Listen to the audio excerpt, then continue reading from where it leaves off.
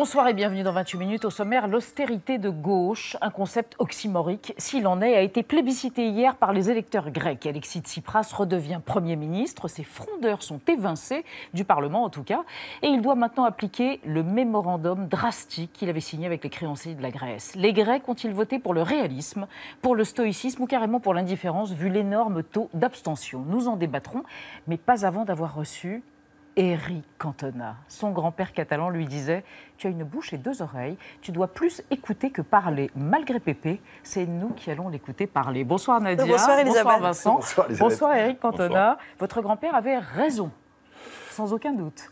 Ouais, enfin, en tous les cas, ça m'a parlé. Ouais. Ça vous a inspiré pendant des années? D'où ce mutisme quasi légendaire qui fut le vôtre à une époque? Non, mais je trouve que dans la vie de tous les jours, c'est comme ça, quoi. Il faut écouter, quoi. C'est comme ça qu'on apprend. Ben, c'est comme ça qu'on a des choses à dire. Eh bien, donc, on va voir ce que vous avez à nous dire. D'ailleurs, on vous remercie d'être là puisque c'est relâche. Nous sommes lundi, vous ne jouez pas. En temps normal, vous êtes au Théâtre Hébertot, dans la pièce d'Henri Bernstein. Victor, on va en parler dans un instant. Après votre portrait, votre empreinte digitale. Voilà. Oula, c'est Marc-Antoine de Porrette, aux manettes.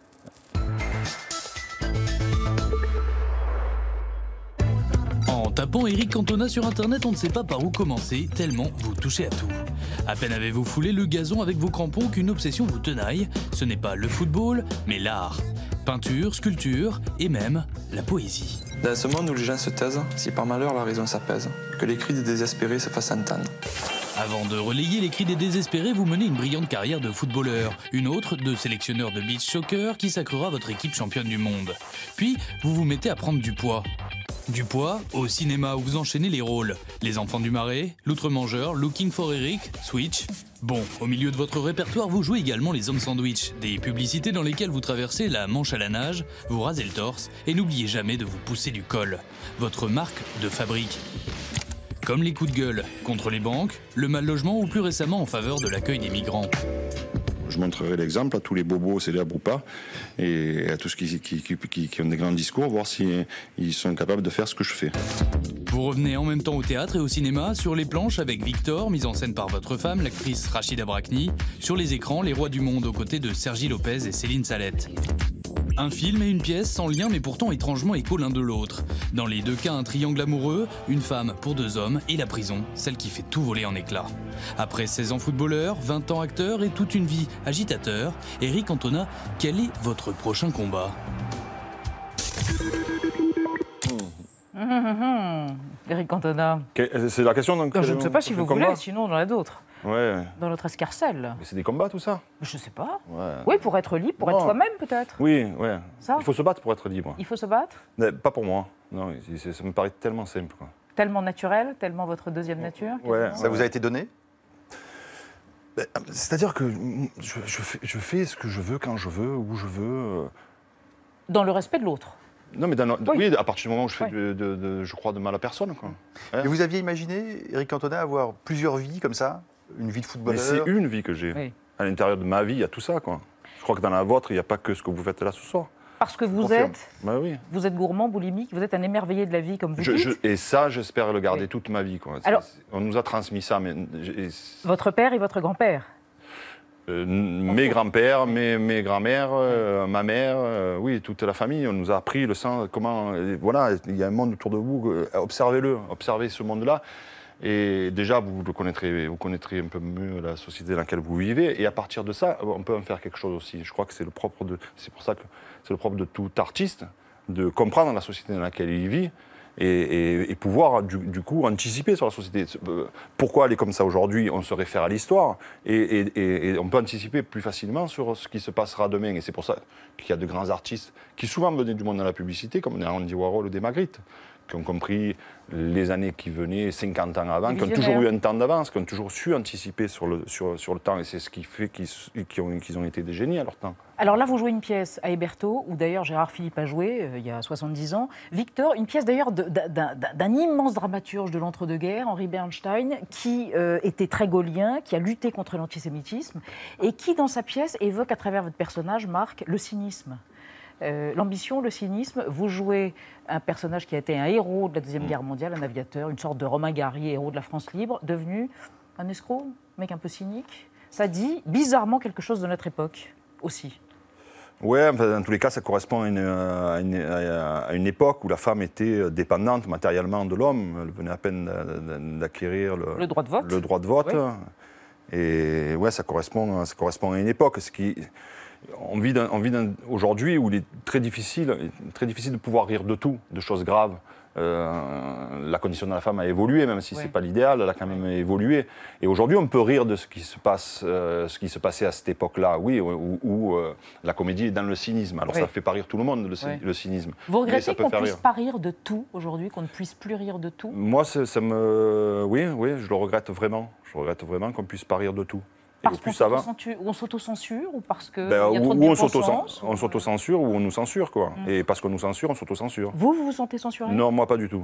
Non, mais moi je fais pas de comédie. Ouais, je fais pas rire avec tout ça. La comédie. Ouais, mais des proches, par exemple, il en existe encore quelques-uns, des gens qui disent des choses, mais ils sont de plus en plus rares. Il faut qu'ils soient vraiment courageux, quoi. Et il faut qu'ils aient vraiment du talent pour exister. Ouais. Vous pensez, par exemple, aux dessinateurs ou aux caricaturistes de Charlie Hebdo, quand vous dites il faut du courage pour exister? Il faut du courage pour exister. Je pense pas particulièrement à eux. Je pense à tout. À plein de gens. Je pense à des Dieudonné. On peut rire de tout. On n'est pas obligé d'être d'accord avec ce qui se raconte. Mais on doit pouvoir rire de tout, y compris de choses très graves, quoi. Moi, qu'on condamne un Dieudonné, je trouve ça scandaleux, quoi. Voilà. Il peut tenir les propos qui tient, surtout, et tout le monde, il touche à des choses très sensibles, du coup, on le censure. Une politique de gauche, en plus, qui censure un Dieudonné. Moi, je ne partage absolument pas ce qu'il raconte. Ça n'est pas une opinion, c'était plutôt de l'ordre du délit. C'est la loi. Oui. Mais la loi... Il interdit les propos qu'il a tenus en spectacle et sur les vidéos, qui sont beaucoup... Oui, mais la loi, c'est qui fait la loi? C'est qui dit qu'à un moment donné, c'est condamnable ou c'est pas condamnable? C'est très subjectif, ça. Vous me parlez de loi, là. Une loi, c'est un mec, il a buté un type, il y a des traces, il y a des trucs, machin. Voilà, la loi dit qu'on n'a pas le droit de buter un mec. Le révisionnisme et l'antisémitisme, oui, mais dans une société, mais ce sont des gens qui racontent, justement, pour moi, on doit pouvoir parler de tout. Et c'est sur le modèle américain. Et c'est parce qu'on en parle. Non, c'est parce qu'on en parle, justement, qu'on vit dans une société saine, de pouvoir d'interdire de parler de choses. On se retrouve à un dîner, il est interdit de parler de certaines choses.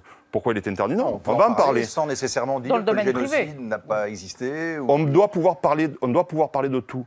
Voilà. Il y a des choses très graves qui se racontent tous les jours, surtout. Il y a des sujets plus sensibles que d'autres. Pourquoi on interdit des gens qui tiennent sur des sujets plus sensibles que d'autres? Moi, je ne partage pas ces opinions, mais je trouve scandaleux d'interdire ce genre de choses. Vous êtes un peu libertarien. Voilà. Je suis complètement libre et on doit pouvoir parler de tout. Partout. Et c'est parce qu'on pourra parler de tout qu'on vivra dans une société... Voilà. Pourquoi on autorise et pourquoi il est beaucoup plus sain d'entendre un Finkielkraut et moins sain d'entendre un Tariq Ramadan? Est-ce que vous comprenez quand même qu'il faut quand même des lois contre le racisme, contre l'antisémitisme? Mais il est important d'entendre des gens qui ont une opinion sur tout. Permettre de vivre en société, simplement. Voilà, une opinion sur tout. Il est comme moi, à un moment donné, quand j'étais à Marseille, qui avait Le Pen au deuxième tour contre Chirac, on m'a demandé d'aller dans la rue pour manifester. Moi, je suis contre, évidemment, l'extrême droite. Mais je ne vais pas manifester contre dans la rue, je ne vais pas aller manifester contre Le Pen dans la rue. Pour moi, c'est important aux journalistes, quand vous recevez une Marine Le Pen ou un Jean-Marie Le Pen, de le faire parler, de le faire parler et de démonter tout ce qu'il raconte qui n'est construit sur rien. Ça, c'est un truc. Voilà. Maintenant, comme viennent me dire que Marine Le Pen découvre aujourd'hui les propos de son père, qui a construit le Front National sur ces propos-là, qu'on arrête de prendre les gens pour des imbéciles. Voilà. Mais ils ont le droit de s'exprimer. Éric Cantona, Nadia voudrait évoquer avec vous les réfugiés. Oui, parce qu'au mois de septembre, vous avez poussé un de ces coups de gueule dont vous avez le secret. En l'occurrence, c'était effectivement sur ce sujet des réfugiés et surtout sur l'accueil qui leur est fait en France. Vous êtes désolé du fait qu'on les laisse crever sous nos yeux, ces réfugiés. Et c'est pour le gouvernement français que vous avez les mots les plus durs. Je vais vous citer. On ne fait pas venir trop de migrants parce que 55% de Français sont contre. Et comme l'extrême droite, on en parlait, monte, on va un peu sur ce terrain. Si on vous comprend bien, c'est François Hollande, pour qui vous ne voterez pas, dites-vous, en 2017, alors que vous avez voté pour lui en 2012. Ça veut dire que vous sentez trahi par la gauche? Déjà, ce que je dis, moi, ça concerne que moi. J'ai pas le monopole du bon goût. Je ne crois pas détenir toutes les vérités. J'ai ma vérité. Avis nous intéresse. Si vous me posez des questions, je vous réponds.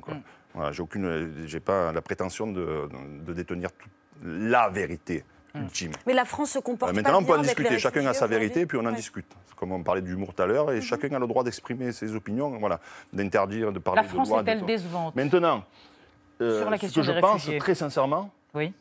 Bah oui. c'est pour en revenir à l'humour, des proches disaient, voilà, et a tenu des propos aussi antisémites à l'époque, qui faisaient rire tout le monde.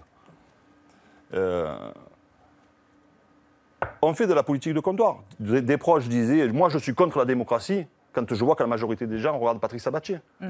Voilà. Non, mais revenir À partir du au sujet. moment. Mais non, mais je m'éloigne pas, ne vous inquiétez Oui, pas. oui, oui. Quand je vois que 55% des Français sont contre le fait d'accueillir des réfugiés et qu'une politique de gauche, à remettre dans le contexte, c'est-à-dire que c'est un article qui paraissait dans le Parisien Dans le une journal Le semaine après Parisien. que j'ai fait l'interview, Oui. et la veille de sa parution est sorti les 24 000 réfugiés sur 2 ans. Voilà, donc c'est à nuancer En quand même. effet. Oui, je trouve que on faisait de la politique de comptoir. Et on fait de la politique de comptoir, de la politique de sondage. Et si on fait de la politique de sondage, je suis contre la démocratie. Nous voilà bien. Je reviens à des proches.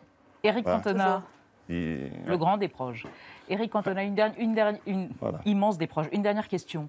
Vous avez fait brillamment de la photo, vous êtes acteur, un film qui sort mercredi prochain.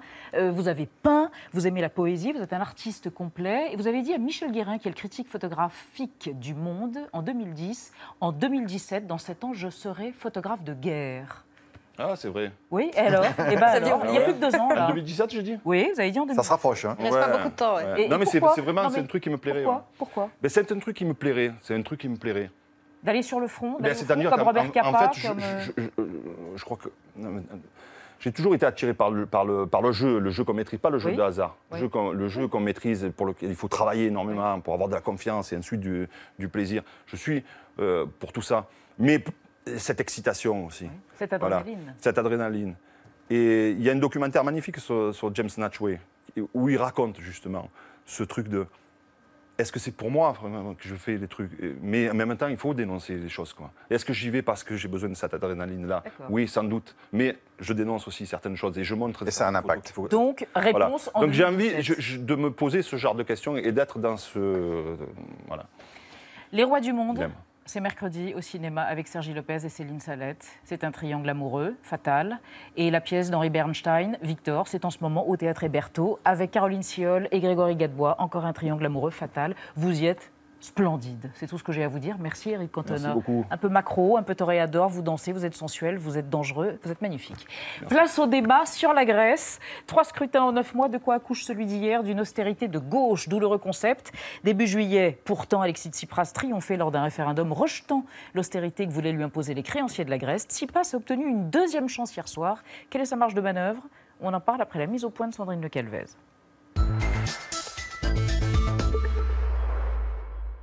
Les sondages avaient semé le doute, mais Alexis Tsipras est insubmersible. Avec plus de 35% des voix, le leader de la gauche radicale et son parti Syriza ont remporté hier les élections législatives grecques. Ça a été une bataille difficile. Aujourd'hui, je me sens légitime parce que le peuple grec nous a donné un mandat clair pour continuer le combat. Alexis Tsipras va continuer à gouverner le pays malgré les désillusions et des revirements à 180 degrés. Pendant la campagne électorale de janvier dernier, le quadra charismatique incarne la lutte contre l'austérité, Bruxelles et les créanciers. Lui, Premier ministre, on allait voir ce qu'on allait voir. Nous tenons à vous assurer que nous n'hésiterons pas. Nous n'aurons pas peur, nous ne ferons pas marche arrière, qu'importe le nombre d'obstacles qui se présenteront. Sauf que 6 mois plus tard, après une large victoire du non à l'austérité lors d'un référendum, Alexis Tsipras accepte de signer un accord avec les créanciers pour éviter le naufrage et une sortie de la zone euro. Je ne regrette pas d'avoir choisi le compromis, plutôt qu'un héroïque suicide collectif. Le Premier ministre grec va maintenant devoir mettre en œuvre cet accord. Pour faire passer la pilule, il promet plus de justice sociale et plus de transparence. Alexis Tsipras est-il schizophrène? Comment appliquer un plan d'austérité quand on s'affiche en pionnier de la gauche radicale en Europe? Bonsoir à tous les trois. Jean Quatremer sort son mouchoir, il est à la maison. Ça va, Yanis Tétratalassios? Petit rhume. Oui, bah écoutez, gardez vos microbes. Correspondant de Libération à Bruxelles, Jean Quatremer, vous pensez aujourd'hui, ou plutôt vous pensez qu'aujourd'hui, Tsipras est mis sous tutelle européenne et ne fera qu'appliquer le programme de ses créanciers, le fameux mémorandum. À côté de vous, Michel Vacaloulis. Bonsoir, monsieur. Bonsoir. Vous êtes politologue, vous êtes maître de conférence en sciences politiques à l'Université Paris 8. Et pour vous, le vote pour Syriza en janvier était porteur d'un espoir. Mais cette fois-ci, c'est plutôt un message de résignation. Le peuple grec se serait résigné car, entre-temps, la situation économique, notamment, et sociale, a empiré. À côté de vous, Céline Antonin, décidément. Vous êtes économiste à l'Observatoire français des conjonctures économiques, l'OFCE. Et selon vous, Tsipras joue absolument son va-tout depuis hier. Son va-tout sur la restructuration de la dette. S'il arrive à bien négocier, il pourrait en sortir, évidemment, politiquement renforcé. On démarre avec une question en 28 secondes. Que je vous lis tout de suite. Pour combien de temps Tsipras va-t-il encore faire croire à ses électeurs qu'il n'est pas un eurosceptique sans l'être, tout en l'étant? Jean Quatremer, je pense que cet internaute fait référence à cette alliance renouvelée entre Syriza et ANEL, un parti souverainiste et europhobe. Est-ce qu'il y a un message de Syriza à Bruxelles avec cette alliance qui est a priori contre nature? C'est-à-dire qu'au mois de janvier, lorsqu'il s'est allié avec ANEL, donc les Grecs indépendants, qui est un parti de droite radicale, on va dire. C'est pas de l'extrême droite radicale avec il y a quelques antisémites, quelques racistes, quelques xénophobes. Pas Aube Dorée. Voilà, mais c'est pas Aube Dorée, faut pas confondre avec Aube Dorée. Je dirais que ça serait entre Dupont-Aignan et le Front National, on va dire. Voilà, c'est ça un peu. Camino, on peut le situer quelque part par là. Il y avait une logique. Parce que je dirais que Syriza était un parti quand même qui était en grande partie europhobe, enfin eurosceptique, très eurosceptique, anti-mémorandum. Et donc naturellement, ils se sont alliés avec le seul autre parti à peu près fréquentable qui était anti-mémorandum, donc anti-austérité si vous voulez, et europhobe, c'est-à-dire ANEL. Et pourquoi là ? Et alors là, c'est incompréhensible, parce que je pense qu'ils ont été des bons petits soldats. Il y avait quelques alternatives, là, pourtant. Il y avait des alternatives, et surtout, ils se sont débarrassés. Le Syriza d'aujourd'hui n'est plus le Syriza du mois de janvier. Ils se sont débarrassés de l'aile gauche, de l'extrême gauche. Oui, enfin, des frondeurs. Trotskistes, des maoïstes. Il faut voir un peu, c'était vraiment toute une espèce d'extrême gauche confite. Attention, vous allez dire dans les années 70, 80. Non. Une extrême gauche confite, dans les années 80. Ils s'en sont débarrassés, et le Syriza d'aujourd'hui ressemble très étrangement au PASOK. Parce que là, comme tous les frondeurs d'extrême gauche, le socialiste, Parti socialiste, parce qu'en fait, Syriza a absorbé l'ancien Parti socialiste, une grande partie des cadres, des militants, etc. Sur Syriza, on est près de la social-démocratie aujourd'hui. Donc, qui s'allie avec ANEL. Ça reste un peu baroque. Voilà. Alors, quand même, juste, d'abord, est-ce que vous êtes d'accord avec ce constat de Jean Quatremer, comme quoi Syriza, ça se rapproche du PASOK? Et deuxièmement, votre sentiment sur, quand même, le coup génial du politicien Tsipras, ou pas? Je serais beaucoup plus nuancé que mon ami Jean, pour plusieurs raisons. D'abord parce que ANEL, c'est un parti qui était jusqu'ici fiable vis-à-vis de l'Alliance. Alors que Tsipras a eu un problème avec l'aile gauche de son parti. Par exemple, sur les 13 députés de ANEL, tous ont voté pour l'accord, alors que une quarantaine de députés de Syriza ont fait défection, et non seulement ont fait défection, ils ont divisé le parti, ils ont créé un autre parti, soi-disant pour récupérer l'audience électorale du non, et là ils ont échoué. Maintenant, est-ce vrai que Syriza est en voie de normalisation complète? Je ne le crois pas. Son discours reste encore un discours de gauche radicale. Il n'est pas l'international, au PS. Oui, le PS, après, ça c'est des projections françaises qui n'ont rien à voir avec la rationalité intrinsèque vis-à-vis de la performance électorale de Alexis Tsipras. Et sur le coup de poker, Michel Vacaloulis, pour qu'on puisse avancer. Ça, on peut dire que c'est un très fin tacticien, Tsipras. C'est-à-dire, il fait une sorte de volte-face avérée vis-à-vis de ses promesses électorales, mais il met en avant un autre récit, qui n'est plus le récit de la lutte contre l'austérité. Il dit, voilà, de toute façon, on était obligé de succomber. C'est une défaite. Il admet la défaite. Il admet que c'est un très mauvais accord.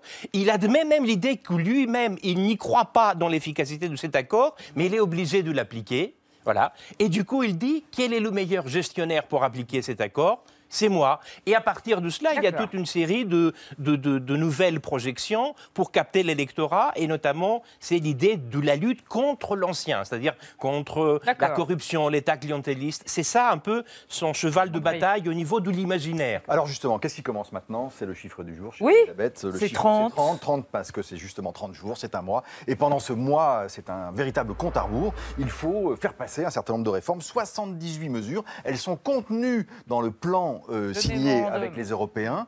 Est-ce que la seule question qu'on se pose maintenant, après la question politique, c'est de savoir si c'est possible et si c'est viable?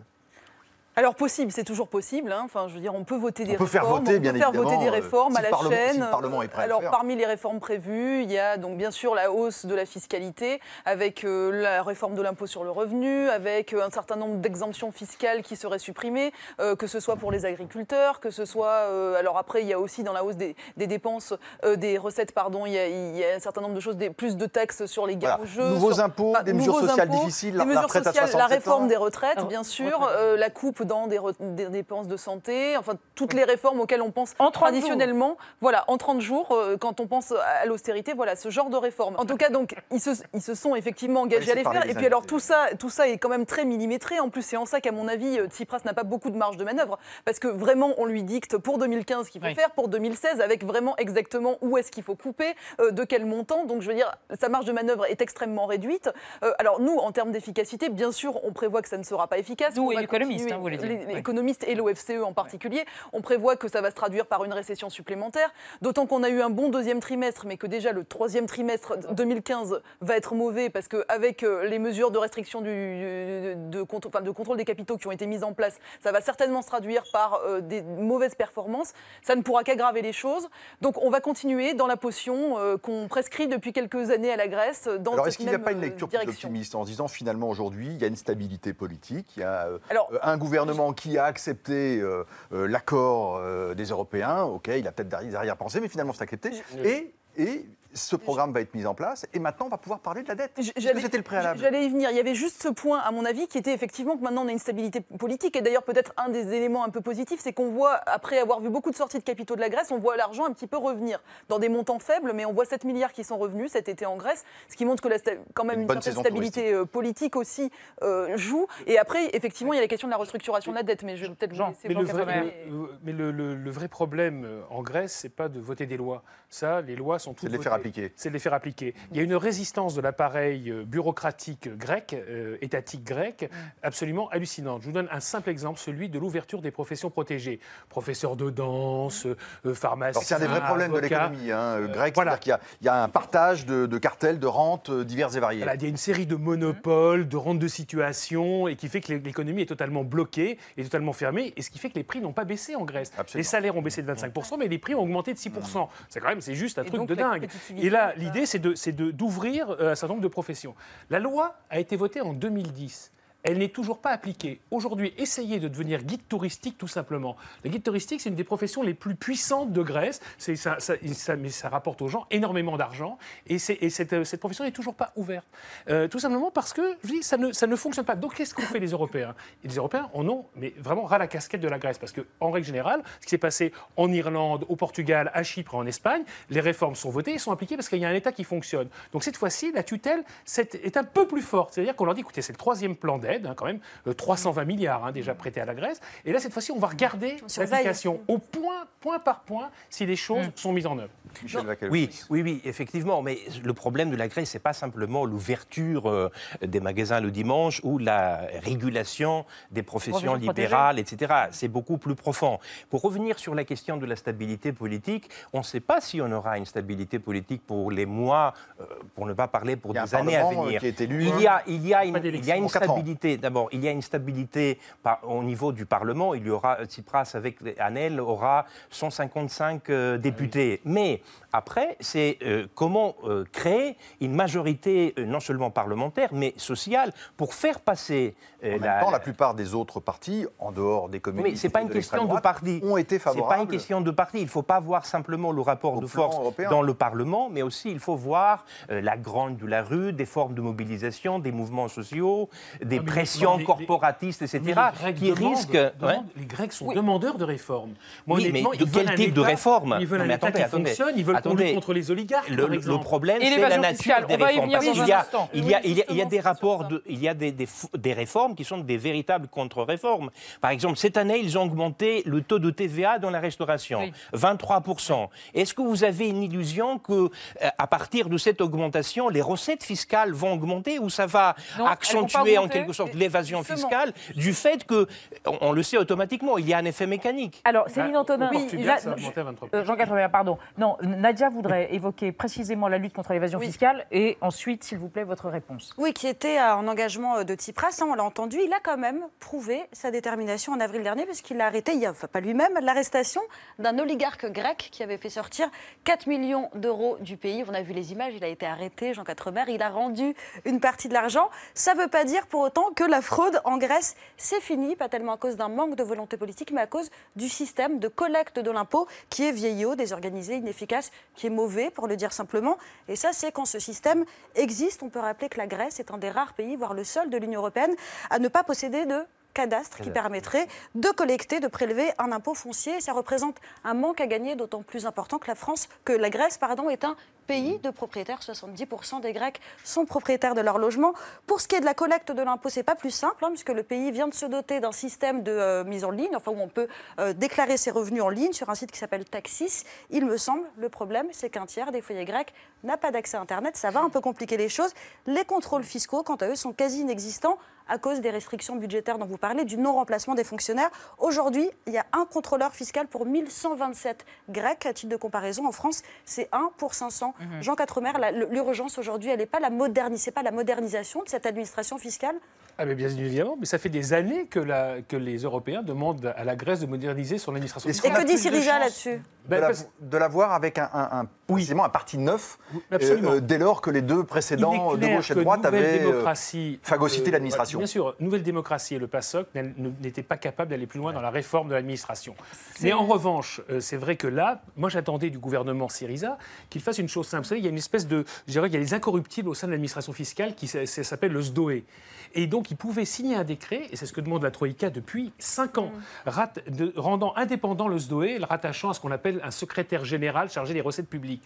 5 secondes pour signer le décret. Ils ne l'ont toujours pas signé. Pourquoi? Parce que sinon, ça permet de contrôler, de savoir qui va être contrôlé ou pas. Donc, en quoi ça permet de maintenir l'incertitude.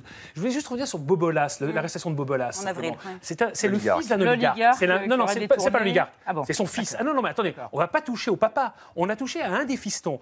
Et à chaque, un signal, malgré tout. Mais non, à chaque fois qu'il y a une nouvelle majorité, eh bien, il y a un fils d'eux qui tombe. Juste pour dire, regardez, on attaque, on s'attaque, on va faire le boulot. Et au final, rien Jean Quatremer, Céline Antonin voulait s'exprimer tout à l'heure. Oui, non, mais c'était pour dire... Quand on vous entend tous les trois, on se dit finalement, ce qui manque aujourd'hui aux Grecs, c'est un État efficace. Est-ce que la première chose, certes, il faut leur donner de l'argent, les aider à rembourser les dettes, etc., à financer le système bancaire, mais est-ce qu'il ne faut pas les aider d'abord à construire un État tout à fait. Normal. Et d'ailleurs, normalement, pour moi, Tsipras, il avait ces deux possibilités. Justement, c'était ces deux va-tout, j'allais dire. Il y avait d'une part la restructuration de l'État, donc vraiment faire en sorte que l'État devienne moderne, qu'on puisse collecter l'impôt, parce que c'est bien gentil d'augmenter les impôts. Vous y croyez, ça? Quand la base fiscale se réduit, ça n'a aucun sens. Je veux dire, on encourage l'économie souterraine.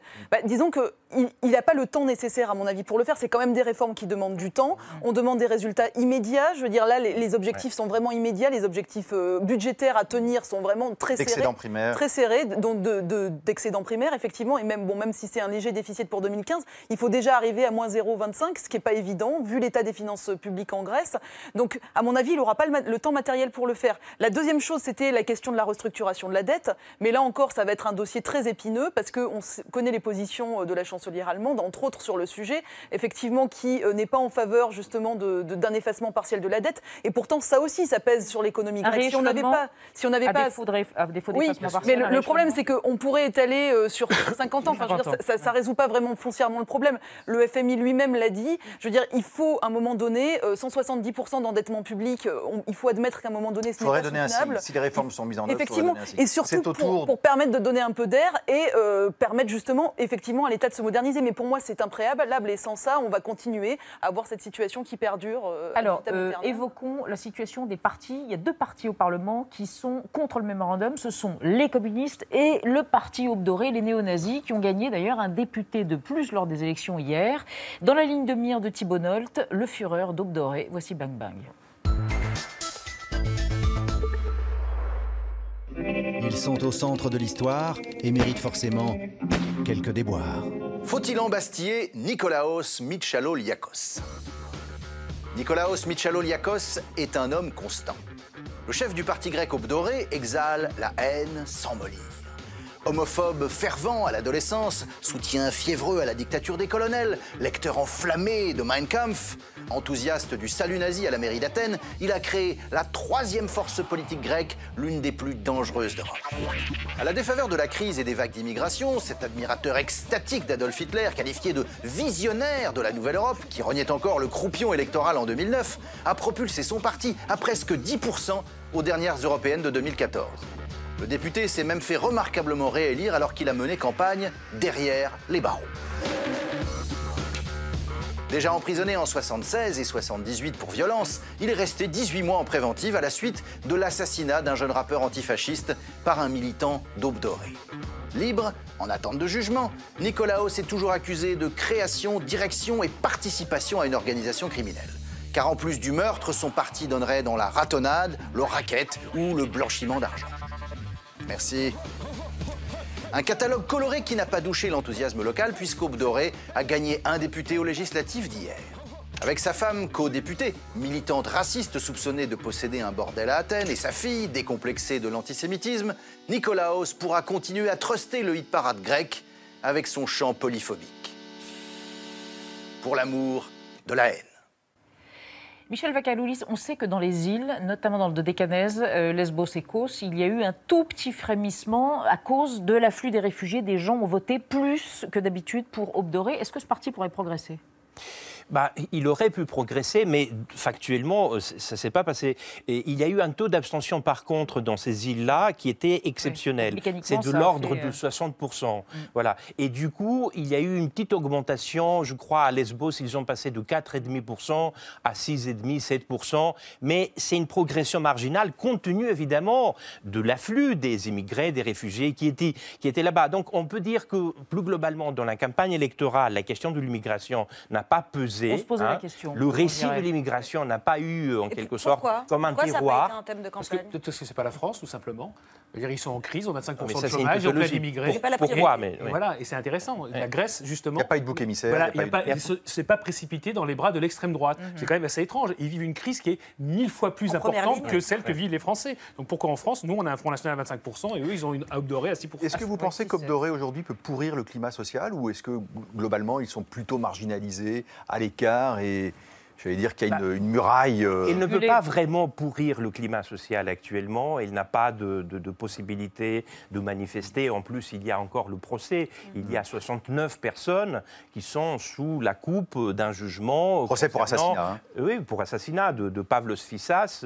Bon, c'est un procès qui va durer, parce qu'on est juste aux prémices de ce procès-là, mais ça peut durer des années, pas seulement des mois, des années. C'est assez long.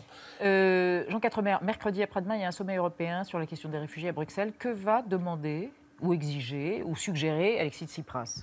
Non mais Alexis Tsipras est dans la position du pays qui accueille le maximum de réfugiés ou d'immigrants. 200 000 cette année. Oui, mais depuis des années. Je veux dire qu'on laisse les Grecs... Alors qu'on se débrouiller tout seul. Et les Italiens aussi. Et les Italiens ne sont pas dans la crise dans laquelle sont les Grecs. Certes. Je veux dire que la Grèce est en première ligne. Et l'Italie, c'est un pays de 60 millions. La Grèce, c'est un pays de 11 millions de personnes. 11 millions d'habitants. Donc ils sont totalement débordés. Ils sont en première ligne. Et ce qu'a proposé la Commission, c'est justement qu'on soulage la Grèce, la Hongrie et l'Italie des arrivants et qu'on les répartisse dans d'autres pays. Exactement. Donc l'Allemagne a compris le message, donc l'Allemagne les accueille largement. Nous, la France, on a un peu moins compris le message. On s'engage à accueillir sur 2 ans ce que les Allemands ont accepté en l'espace de 2 jours. C'est intéressant parce que voilà un sujet sur lequel la Grèce et l'Allemagne vont être d'accord contre la France. Main dans la main. Là, sur ce coup-là, Alexis Tsipras et la chancelière, qui s'entendent bien, d'ailleurs, humainement, c'est très intéressant. La chancelière aime beaucoup Alexis Tsipras. Même Wolfgang Schäuble m'a dit du bien. Est-ce que c'est réciproque? Alors, Jean Quatremer, on voudrait garder quelques minutes pour le volet politique. Il y a une petite les conséquences de l'élection. Exactement, une petite leçon politique aussi française. Je vous propose d'écouter le président qui, lui, en tout cas, a tiré une petite leçon pour lui. C'est un message important pour la gauche européenne, qui, avec ce résultat, confirme que son avenir, c'est dans l'affirmation de valeurs, de principes, le progrès, la croissance, mais aussi le réalisme. Michel Vacaoulis, là, c'est clair. Il pense au front de gauche, aux indignés en Espagne, voilà, à la gauche radicale qui a progressé dans différents scrutins dans les pays du Sud. Il faut peut-être garder dans cette phrase le dernier mot, le mot réalisme. Parce que ce qu'il peut retenir, évidemment, c'est un processus de domestication ou peut-être de déradicalisation de Syriza. Mais dans les faits, si on voit la dernière campagne de Syriza, qui est allé le soutenir? Ce n'était pas le président de la République, ni le Parti socialiste. C'était Pierre Laurent et le chef de Podemos qui sont allés... Mais Jean Quatremer, la gauche radicale, c'est un mauvais coup pour elle l'histoire grecque, c'est-à-dire que ça ferme impossible une alternative à gauche de la gauche? C'était clair et net. C'est-à-dire que déjà, le fait que Alexis Tsipras accepte le mémorandum, alors que ce parti aurait très bien pu choisir la voie de sortir la Grèce de la zone euro. Donc ils ont montré que la sortie n'était pas une option. Désormais, on était en Europe et on resterait en Europe, on négocierait dans l'Europe. Et en plus, Unité populaire, donc qui était la gauche de la gauche, et qui s'opposait le plus fermement au mémorandum, qui a fait campagne sur la trahison des promesses, qui se ramasse, qui n'a même pas 3% des voix. Aucun député. Il n'entre pas au Parlement, parce qu'il y a la barre fatidique de 3%, ils n'arrivent pas à dépasser. Et voilà. Par le ministre des Finances. Et donc, c'est une sacrée leçon. C'est ce que ça montre à Jean-Luc Mélenchon, qui est en train de virer vers justement, qui fait des grands clins d'œil aux nationalistes, et en disant, moi, entre la France et l'euro, je choisis la France. Et bien, regardez, ce qui vous arrive, c'est qu'au moment de choisir, et quand on choisit quand on a son portefeuille qui est en jeu, à ce moment-là, les gens choisissent le principe de réalité. Très bien, réalisme, réalité, ce sera votre conclusion à tous les trois pour ce soir. On va en reparler dans pas longtemps, j'imagine. Merci encore. L'émission continue avec Xavier Mauduit et Jean-Mathieu Pernin, 2 points de vue malicieux sur l'histoire et l'actualité. Ce sera après Désintox, la brigade de vérification des faits ce soir. Ils reviennent sur une intox chronique quant aux arrivées de réfugiés en Europe, la notion de, ouvrez les guillemets, pays sûr, fermez les guillemets, regardez.